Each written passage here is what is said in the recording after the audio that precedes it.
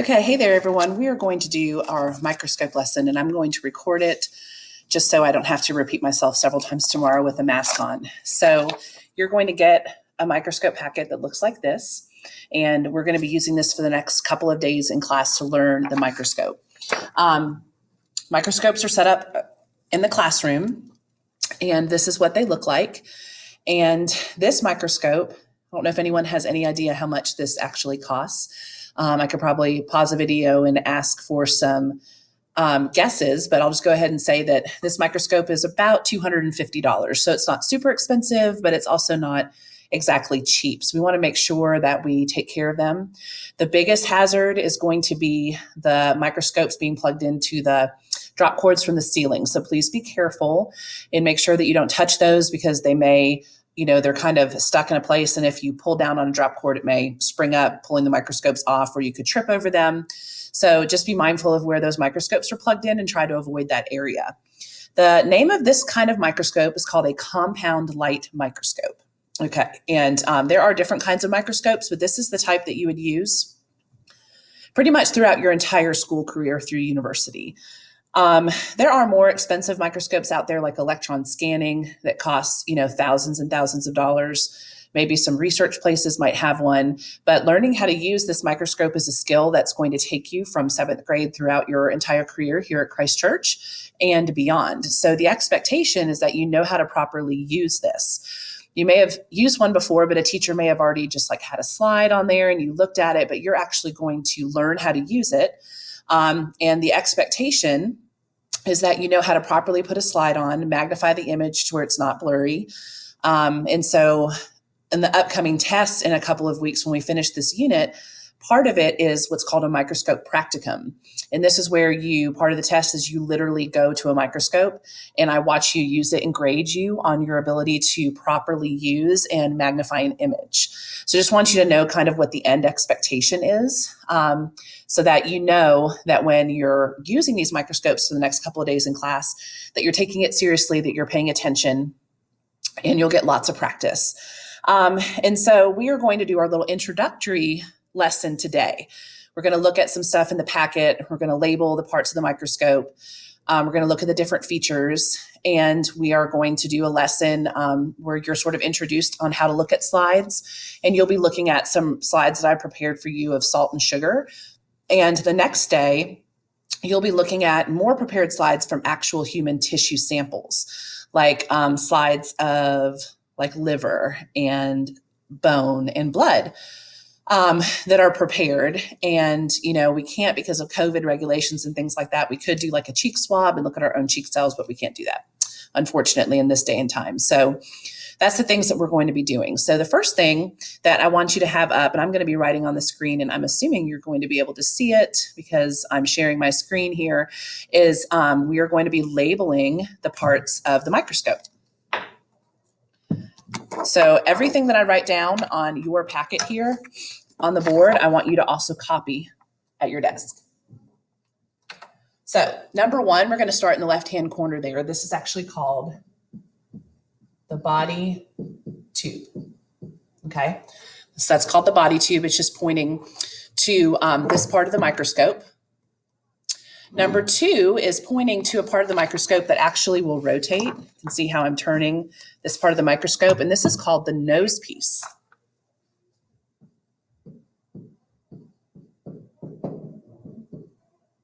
Okay. 3, 4, and 5 are all the same thing. We're just going to write it one time, and it's pointing to these things right here. These are called the objective lenses. And the objective lenses, there's 3 of them, and they have different magnifications. So they're called the objective lenses.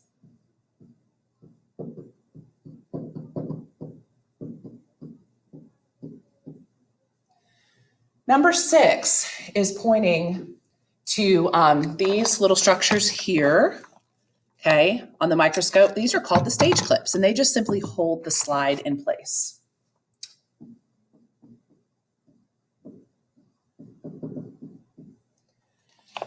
Underneath that, there is a little dial that can be turned, and this adjusts the amount of light that can go in the microscope. This is called the diaphragm.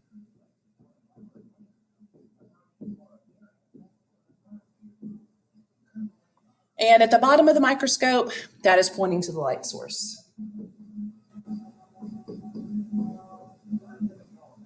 We're going to go over to number 9 on the side here.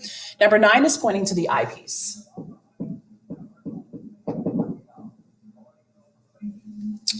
Ten is pointing to the arm. And the arm is really what you would just use when you're carrying the scope right here. That's the arm, and you're probably not going to carry the scopes around the classroom, but it's just good to know what it is. 11 is pointing to the black rectangle, and this is called the stage.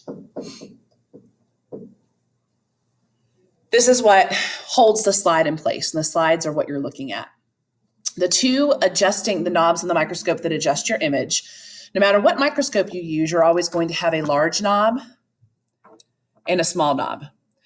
Even if it may look different, the two sizes are going to indicate what knob you're talking about. This large knob here actually moves the microscope, if you can see from the side, up and down. You can see how it's getting closer and further away. This is going to be the main knob that you use to adjust your scope, and this is called the coarse adjustment knob.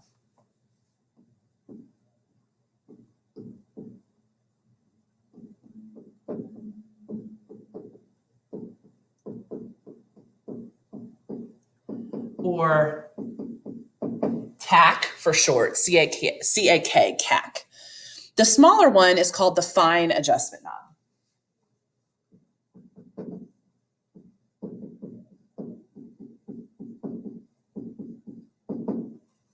Or the FAC.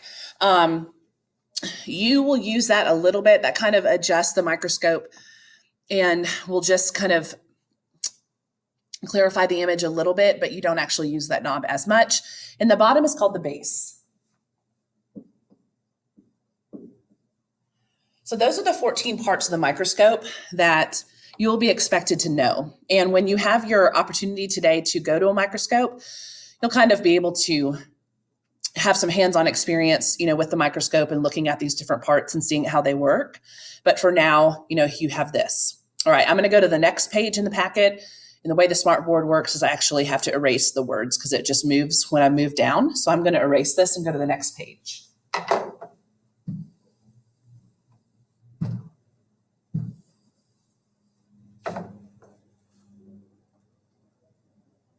Okay, the getting to know your microscope. So we're going to skip this first part of sort of checking off the parts of the microscope because you're not at one, and we're actually going to start right here. Okay, and we're going to complete some information about our microscope. So I'm not sure if you can remember what I told you, but this microscope, is it simple or is it compound?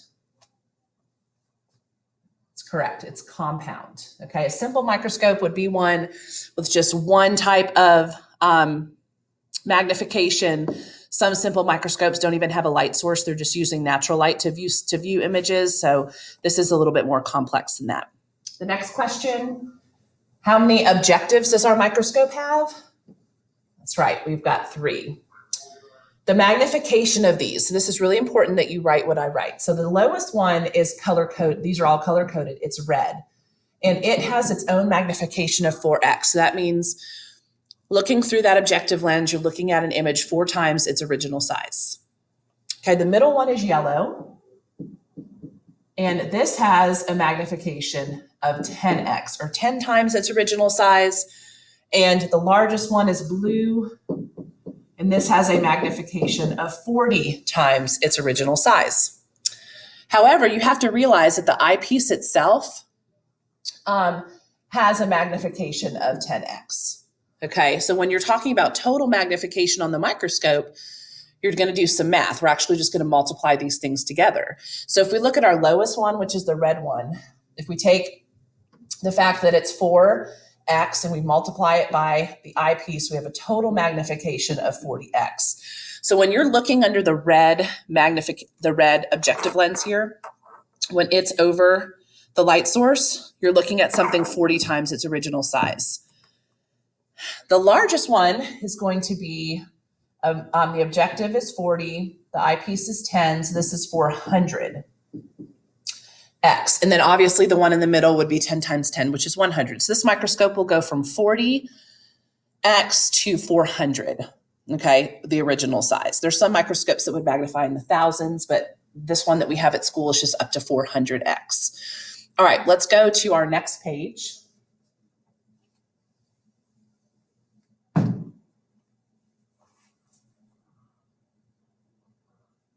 Okay, this is really important, the microscope instructions. This is going to be a huge reference for you of how you properly use the microscope. So I'm actually going to label this and annotate it a little bit. Please do the same on your packet. This is what, perfect practice makes perfect, right? So you want to make sure that every time you use the microscope that you're following these steps. This is what I'm looking for and what I'll be grading you on.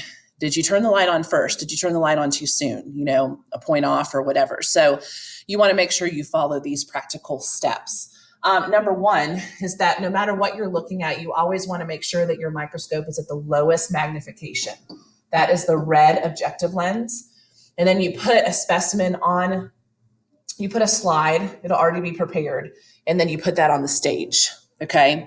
So whatever you're trying to look at in the slide, you'll notice that this is where the light is coming through. So you want to place that right over here because you can actually move the slide to the left and to the right and change what you're looking at, but you're always going to look at just a small portion of it. So you want to make sure that your red objective lens is right over that light source and that your slide is on the stage and the stage clips are in place. All right, number two is to take the focus knob, and specifically this is the CAC, and make sure that it's right above the specimen but not touching it. So you're literally going to take your large knob here and you're going to move it as close as you can get to the specimen. Number three is when you turn on the light. Okay, we do not want to leave the microscope lights on when we're not actively looking at the microscope because the bulbs will burn out and then it's money to change them and they're not replaced that easily. This is the point where you look through the eyepiece, okay? If you wear glasses because you're nearsighted or farsighted, then actually you don't need to wear your glasses because the eyepiece will automatically correct that for you because it has a magnification. If you wear glasses for another reason, then you may want to keep them on, but you just close one eye and you look through the other just like this. You get too close, you're going to see your eyelashes in there. So you should be a little bit of a distance above the eyepiece. And it says that you want to make sure that you adjust this coarse adjustment knob until it's not blurry. The image should never be blurry, okay? Not blurry. At this point, you've done the hardest part, okay? Once you have it set under the red, then you go to the next highest one, which is the yellow. You would never want to go red to blue. You always go in order. You would go red to yellow. And all you do at that point is you simply just switch to the next objective lens, and it should already be in the field of view and fairly clear. If it's a little blurry, you might just have some slight adjustments, but if you magnified it correctly under the red one, then the yellow one is probably fine, okay? We don't normally go to the 400 because watch this. If I try to turn it, okay, you'll notice that when I try to turn it to the blue, it starts to hit the stage. And you don't want to do that. You don't want to have contact between the stage and the objective lens. It will either break the lens, which is expensive to fix, or it could break a glass slide. So you do never have permission to go to the 400 objective lens without my permission watching you. So that's kind of a warning there. Okay, number 6, when you're done, you don't just pull the slide off. You actually want to raise the body tube up so it's as far away from the stage as possible, and then pull the slide out. And then finally, turn off the light. And if you follow those steps every single time, and in the beginning, you're going to have to be looking at your notes and doing what it says. And then, the more practice you have, the more comfortable you'll be with it. You may not have to refer to your notes, but that's the expectation at the end, is that you know how to follow these steps from memory. Okay. So what's the point of looking at the slide if you don't do something with it? So you're actually drawing what you see. Okay. So here, I'm not going to read this to you. You can read some tips for drawing a good specimen. You'll always draw what you see. Sometimes I'm going to ask you to draw more detail than others. Today, you don't have to be super, super detailed. You're going to be more detailed when we do the second day of microscopes. But just a little tidbit is when you look in the microscope, your field of view is a circle, okay? So you want to draw accurately what you see in the circle. Don't draw what you don't see. And I want you to note that there's always a black straight line in the field of view that looks like this. This line is embedded in the eyepiece itself. And it's there for like a teaching tool, like a teacher could manipulate the eyepiece and turn it so it's pointing to a specific part of the slide. So that's not specific to your slide. That is already like in the microscope. All right, let's go to the next page.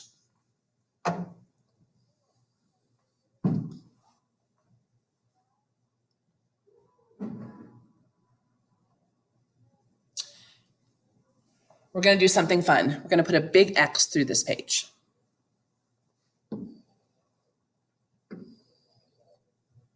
Okay, put a big X.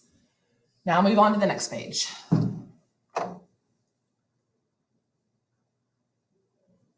Okay, so this is what you're doing today. When I put you in a microscope here in a minute, you are going to go to a microscope station, and at the station, there's a little cup with 3 slides in it already, okay?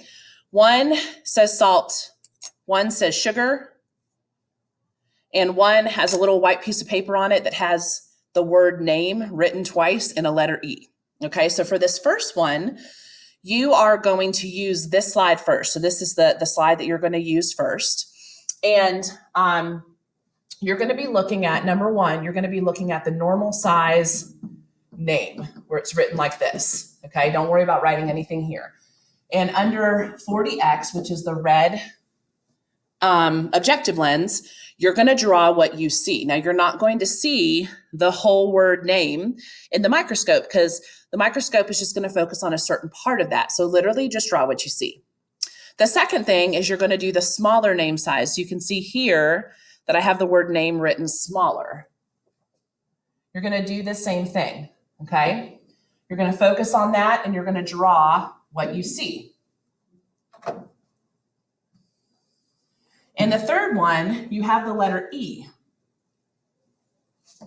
The letter E on this piece of tape. You'll move your slide over on your microscope so the light is going under the letter E. And I want you to draw what you see. Okay, that's the first thing that you do.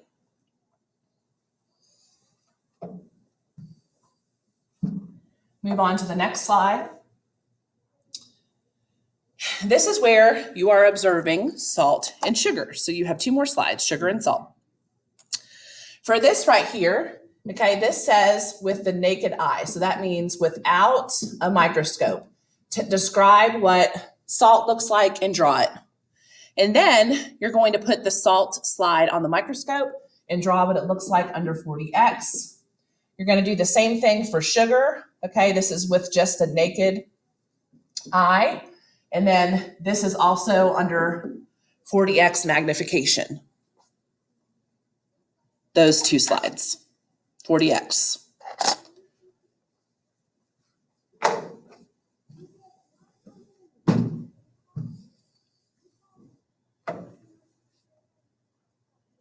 In the final page, you actually do not need your microscope for this page. This is just taking what you did and coming up with some similarities and differences between salt and sugar from just the naked eye to what it looks like under the microscope. If you continue, you'll notice that you have a page that looks like this. This is where we're stopping today. So your goal is to get through the salt and sugar. And the next class period, we're going to be looking at several prepared slides of different human tissue samples that you're going to be looking at 40 and 100. But you're not doing that today. So that's what you're doing today. So not the entire class can go to the microscopes. So what I'm going to do now is I am going to stop the video here in just a second. And I'm going to handpick certain students to go to a microscope either at a desk or standing up, and give you about 20-25 minutes to complete the microscope portion. So you're working independently. When you're, and I'll be helping, I'm going to be a lot of hands-on. This is why I wanted to record myself, because I'm doing a lot of walking and talking today. So I wanted to save my voice as much as possible, not have to talk in a mask. When you're done with the microscope, I'm going to spray a paper towel and you're going to wipe down the eyepiece, your adjustment knobs that you touched, and your light switch. Okay. These actually will bend backwards if you're on the shorter side, and you can have it tilt towards you. Otherwise, you're just going to have to stand up to be able to see into the microscope. Okay. And those of you that are waiting on the microscope, you're going to be at your seat and you're going to be doing a microscope gizmo that is really cool. Okay. Everyone's going to end up doing this gizmo, and you either start it now or you start the actual microscopes, and we're just going to switch after about 20-25 minutes in class. Then those who are at the microscope are going to go back to their seat, and those people who are at the seats are going to go to the microscopes. So everyone will get a chance to do that today. You may not get very far on the gizmo, and that's okay, and it is not homework. This is what you'll be working on each day when we do microscopes in class when you're not at a microscope. So for those of you that are not at the microscope, I'm going to explain how you're going to get to your assignment here in just a second. I'm going to do a separate video for that. Okay, thank you.